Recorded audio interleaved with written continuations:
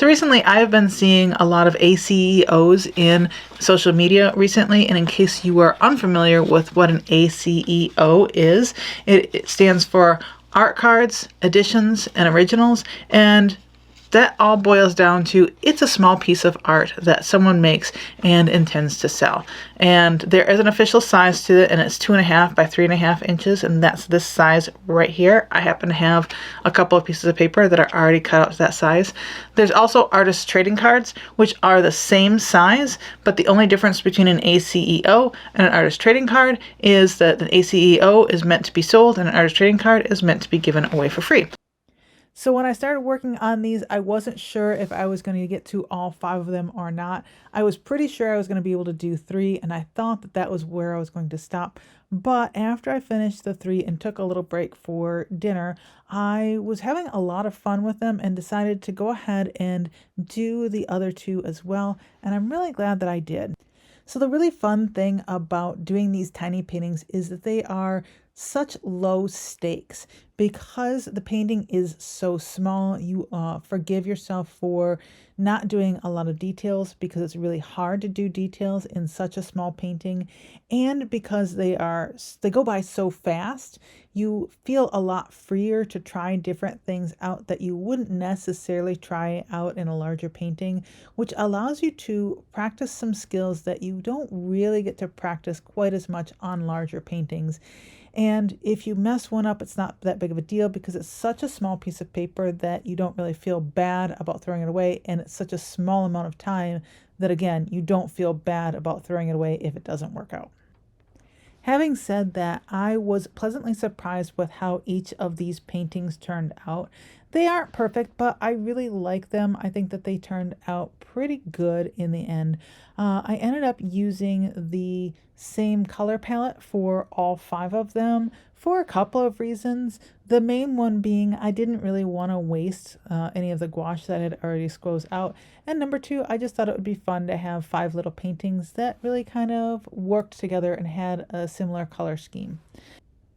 I was actually surprised at the number of things that I learned about gouache doing these paintings. I thought that I knew the medium well enough, but I definitely learned that treating gouache kind of more like a watercolor makes it work like a watercolor in a lot of ways. And by that, I mean with watercolor, when you put down the color and it dries a lot lighter. And I knew that gouache changed color when it dried, but I didn't realize that when you use it so thin that it would dry a lot lighter, much like watercolor does. That meant for especially my first painting, I ended up having to do a couple of coats in order to get the vibrancy of color that I was looking for, because it looked vibrant enough when it was wet, but then when it dried down, it kind of became a lot more dull. So I ended up having to do a couple more coats to get it nice and vibrant. So that was just kind of a really nice learning experience for me, that when you're using it thin like that, it does behave more like watercolor and dries a lot lighter than it looks when you're putting it down. Like I said earlier, gouache does change color when you're using it. If you're using it a little bit thicker, the light colors tend to become a little bit darker and the dark colors tend to become a little bit lighter, which makes it really hard to really kind of know what color you want to put down, because when you mix the color when it's wet, it doesn't quite dry the same color. So perfect color matching with gouache is very tricky, and I don't try to do perfect color matching myself because it is so tricky.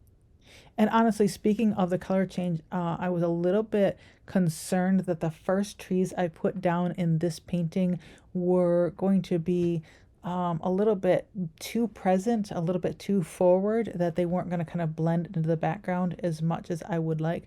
But because I am using the gouache very thin, they end up drying down lighter than what they looked when they were wet. And so a lot of those background trees definitely did kind of fade into the background a lot more than I thought that they would. So when I was working on this, I thought it wasn't going to turn out, but I'm actually pleasantly surprised with how this one turned out. I think it worked out really well.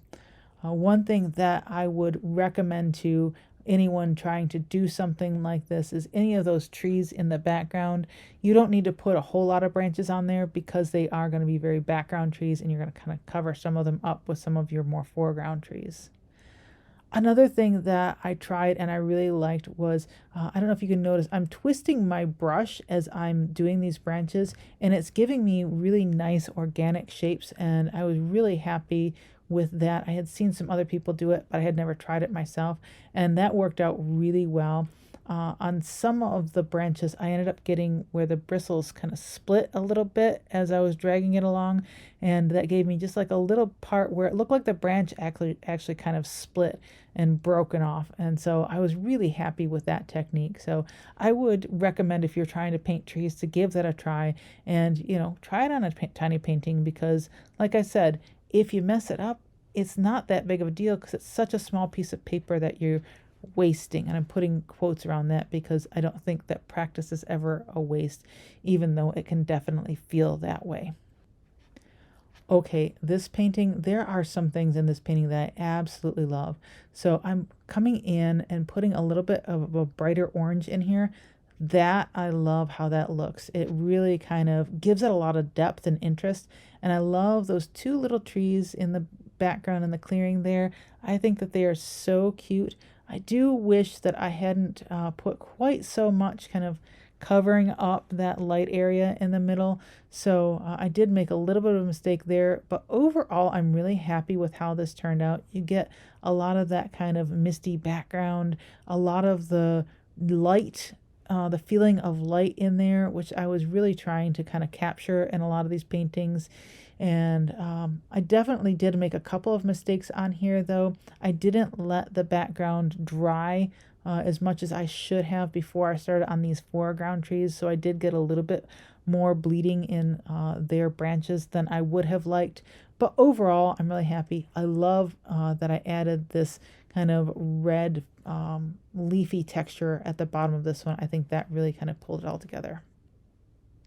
For these last two, as you can see, I decided to do these two in more of a landscape mode instead of the portrait, just because I'd already done three in kind of the portrait mode. And so I thought, let's go ahead and switch things up. This painting is actually kind of loosely based on the diamond painting I did earlier this year with dragons. I decided to do kind of more of a silhouette of a dragon, and it's not quite as much in the foreground as it was in that diamond painting. And there's a number of dragons in here, which I was a little bit nervous about because I'm still not real confident in my ability to draw dragons, but I'm really happy with how they turned out in here. With this painting and the next one, these are definitely kind of more from imagination than my first three. My first three, I had some pins up for inspiration on what I wanted to paint. They definitely were very much inspiration. I wasn't copying exactly. For these two, they were definitely kind of much more from my imagination, though, like I said, I did use the diamond painting as strong inspiration for this, especially for colors and a little bit for composition, but I do change a lot of things up in here, and all of the dragons and the dragon shapes are completely from my imagination.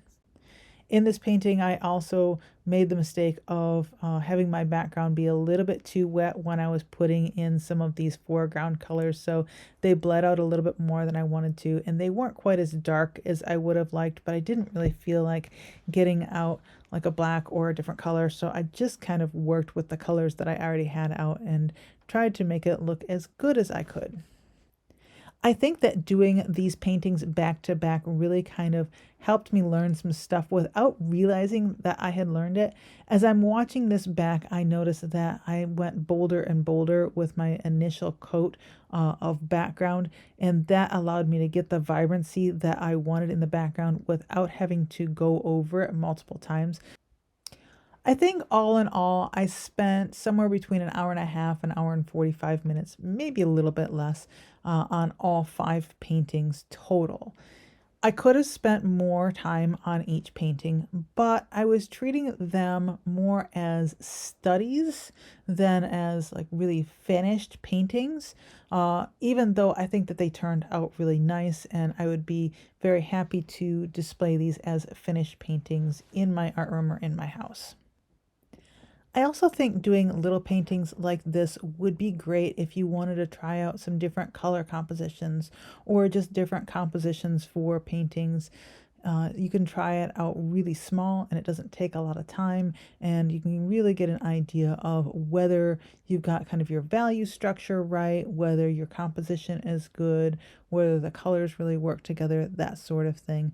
I definitely haven't used these for that, but I could see that being really useful. And like I said, I learned a lot by just kind of playing a little bit and doing these tiny paintings.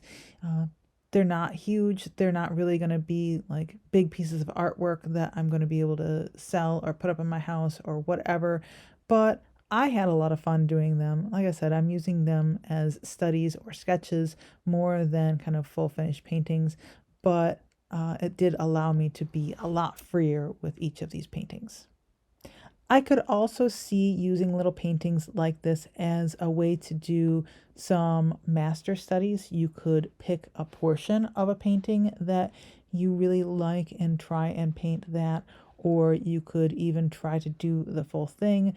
You could use this as like value studies. I think there's a lot of little benefits of doing little kind of paint sketches like this, and you can learn a lot really fast.